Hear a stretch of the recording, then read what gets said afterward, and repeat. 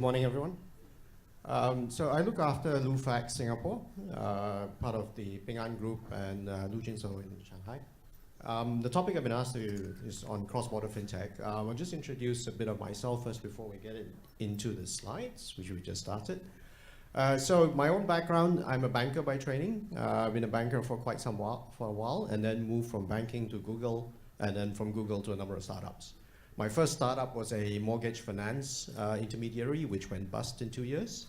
Then I built a digital bank in Indonesia, which is currently running at about 1 million customers, so that's been doing quite well. And now I'm building a a cross-border wealth management app platform, right, for Lufax and Ping An. Where's the slides? At least you knew where they were. Okay, so just a bit of background first in case people are not familiar with it, because I've noticed that not everybody knows who Lufax is. Lufax China, Lujinso, is probably the largest P2P and wealth management platform in China. Right? It currently has 30 million users. It's got 7.7 million daily actives, 81 billion in customer AUM, and about 36 billion in loans on its book. Right? So Lufax China is quite successful. Since then, what we've tried to do is then build a cross-border regional business out of Singapore, right? And that's Lu International, which is what I run. So we are part of the Ping An Group as well. Lu International then is a fully licensed entity by MAS in Singapore. It's a capital market license. And the goal of this product is to build up wealth management offerings that are across the whole region. Right, and that's a picture of the app. It's in Chinese, but we also have an English version, right, on the app right now. And where we see as a differentiation, and I'll get to some of the challenges that we have, is we do full account opening. It's a full digital account opening, KYC and AML at MAS levels of standards, and it's fully digital. Right, I think we're one of the first to do that in a full end-to-end, and that's digital. And on top of that then is products. We work with third-party fund providers and wealth management products to bring it to everyone. Let me just speak a little bit about that, then I'll tell you about some of the challenges we've seen as we go regional. Okay? In itself, what we're trying to do with Lu Global is to build the largest wealth management app for Asia. Okay? Really, the whole idea behind this thing is we are looking at crowdsourcing investments. We've noticed that there's a lot of great investment products available, but only for really high ticket items. You want a good bond, you need to buy $10, $20 million of a bond. Right? So what we're trying to do using the app is take a big product, crowdsource from investors in small ticket sizes, and accumulate it together and make large ticket purchases, and using technology to make that very, very seamless. And the idea with it is, you look at it, is we're going to make available investments at $1,000, $5,000, which normally if you go to a banker, you need to put in $50,000 to $200,000. And that's the goal we're trying to do using technology. Right? And so the whole point is, how do you break it up, make it small, make it regional? Because something like this needs regional scale, so that anybody anywhere in Asia can download the app, can sign up, complete the KYC, and purchase in under 10 minutes or so. And that's the goal behind it. Right? And lastly, of course, is to try and make investing much, much more user-friendly. The other thing we've seen is that, in order to be successful in investing, you need to be a banker yourself to understand the product. And we're trying to make it in such a way that everybody can understand the product. So that's in terms of what we're doing. Behind that, of course, is a lot of tech. We're using facial recognition in order to verify the customer. We're about to launch our voice recognition as well, so that customers' voice is used to recognize and do AML. Right? We're currently investing in AI to look at a lot of regulatory work that goes on. So a lot of suspicious transaction monitoring, things like that, is AI-driven. Right? And the next step, of course, is we're also looking quite heavily into blockchain to solve some of the problems that we see in cross-border businesses. Okay? So I will now talk a little bit about the challenges we see in cross-border. For some of you who are, as you do your own startup, as you start thinking cross-border, here are the things that we've seen as the big pains. And I'll describe them a little bit, and then I have a question and a hope for that there is a solution out there.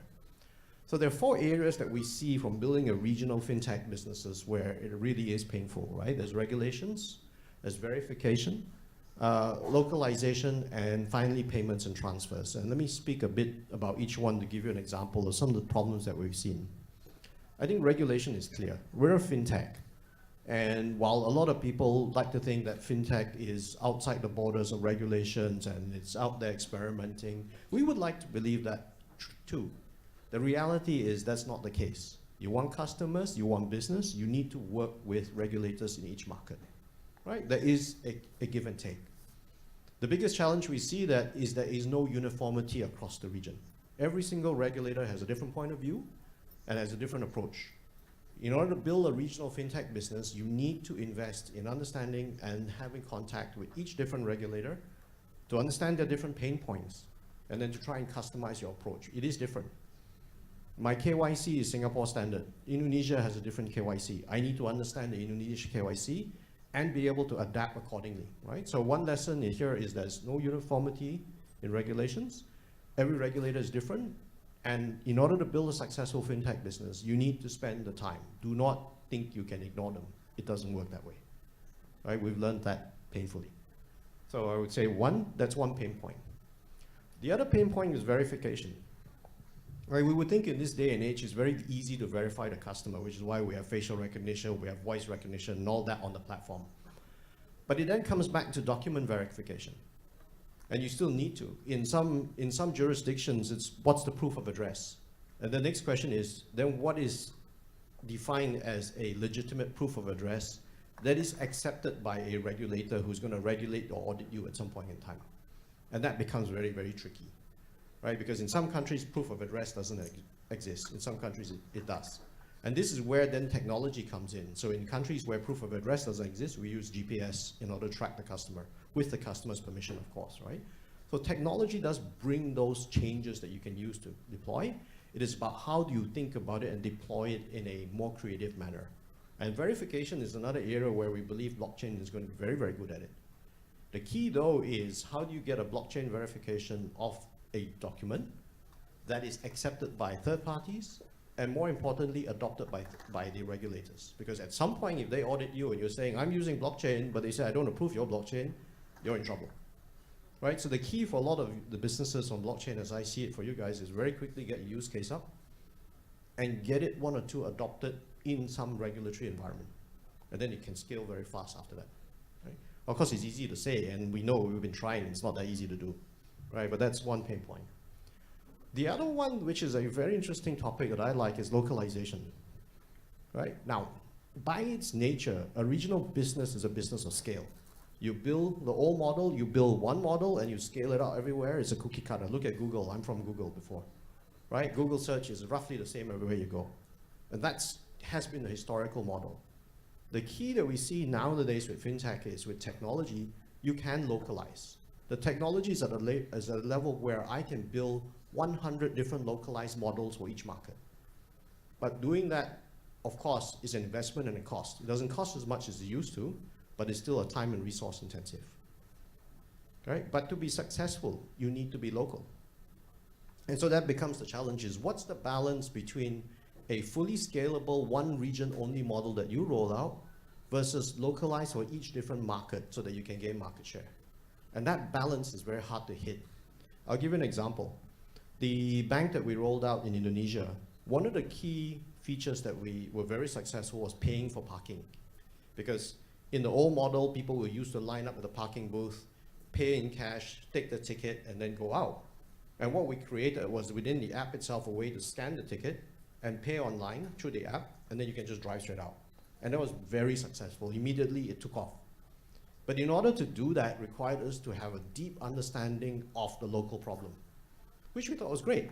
Then we rolled that out to a different city in Jakarta. We did it in Jakarta, then we rolled it into Surabaya. And we found out that the parking ticket mechanism there was different. And immediately that app died, right? And we had to redesign that feature in order to be successful in that city. Extract that up 10,000 feet. To be successful in Indonesia as a fintech, I need to understand the local market and design accordingly. To be successful in Vietnam, it's a totally different localization style. A standard regional model will only get you so far. The next level of success is localization. But then how do you balance out between your resources that you have in order to be local in certain areas and yet regional? So at least what we are trying, especially with the Lu International, is we are trying to identify a few local pain points. pick a couple, localize it very quickly, use AI to be able to help you adapt and local for each different market. So ideally from localization, in the long run from the app, what I'd like to be able to do is for each individual customer coming on the app, what they see is a 100% customized solution, 100% customized interface for their own styles. And that will be the long-term goal. In the short term, we'll still struggle between what is regional versus what is local and how do you balance between. The last pain point that we see is payments from a regional fintech perspective. Probably more accurate is transfers, right? So one of the biggest pain points we've seen in wealth is people want to move money around. And frankly, the existing wealth transfer system, bank transfer system, is designed to make moving money very, very hard. Right? I'll give you an example. I wanted to move money from my bank account, which is in a bank in Singapore, I won't say who, to the app. I went into the branch, I signed an original document with a signature. Okay, got it, 5 minutes, thank you. With a signature, I submitted it at the branch to move the money, transfer. It's a bank transfer, nothing else. Once I submitted it for 3 days, I have 2 calls from the bank's back office saying, did you really sign this form? 2 separate calls, and then I have a 1 call from my RM saying, you need to come in and verify that you've signed this form. I'm like, guys, I signed an original document with an original signature. You have my signature, go and match. And the answer is, sorry, that is processed. And so it took me 3 days to do a bank transfer from a bank in Singapore out, right, for whatever reason, shape or form. Secondly, for another customer a customer in Hong Kong sent money to us in Singapore, for some reason or another, the bank transfer got routed through to a bank correspondent network in New York. And suddenly New York bank, some bank in New York held up the transfer for 3 days because they said, we don't know who your customer is, we want to verify, even though it's a Hong Kong-Singapore transfer.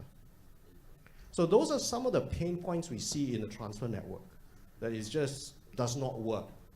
It's worked in the past, it doesn't work for where we're going in the future. And this is one of the areas where, frankly, my next question will be for you guys in blockchain. You know, some of these pain points that I have definitely can be solved by blockchain. The question is how. And these are some of the areas we're also investing in to see what are the applicabilities of blockchain into this game. And so just to conclude, right, these are some of the pain points I've seen as regional. So as you guys think about your own businesses and go regional, work with the regulators, figure out verification of identity, because in financial service, you need to do that. Think about the localization challenge for yourself between how regional and how local you want to do. And in this case, help me solve the transfer payments problem, right? So my last question for you guys is the following. What are the blockchain solutions that are available for these 4 problems? And really, truly, I really, truly think that the magic is there. We're already looking into it ourselves, and we're more than happy to work with you guys if you have solutions to these issues. Okay? And so just to conclude then, if you have any questions, you know, please, you all got cameras, take a picture. That's the email, drop a note there, I will answer it. For those who are interested, that's our app. You can download it on the Google Play or Apple Store under Lu Global. Please have a look, and I would love feedback on what we're doing to see whether it fits what you guys are interested in. Okay, and that concludes my speech for today. So I'll be around. If anybody wants to talk to me, please, you're more than happy to come and look for me, and I'll be standing around to discuss this further. Thank you.